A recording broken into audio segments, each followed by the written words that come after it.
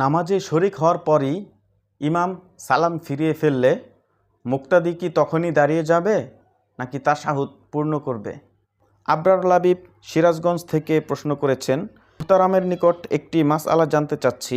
অনেক সময় এমন হয় যে মসজিদে গিয়ে ইমামকে শেষ বৈঠকে পাই, নিয়ত বেঁধে বসে তাশাহুদ শুরু করার পরপরই ইমাম সালাম ফিরিয়ে ফেলেন। হুজুরের নিকট জানতে চাচ্ছি, আমি কি তখনই দাঁড়িয়ে যাব নাকি তাশাহুদ শেষ করে এরপর দাঁড়াবো?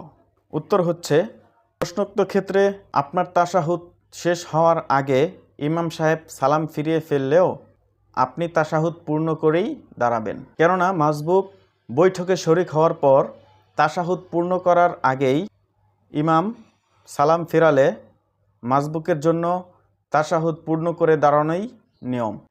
অবশ্য এক্ষেত্রে তাশাহুদ শেষ না করেও যদি কেউ দাঁড়িয়ে যায় তাহলেও তার নামাজ হয়ে যাবে।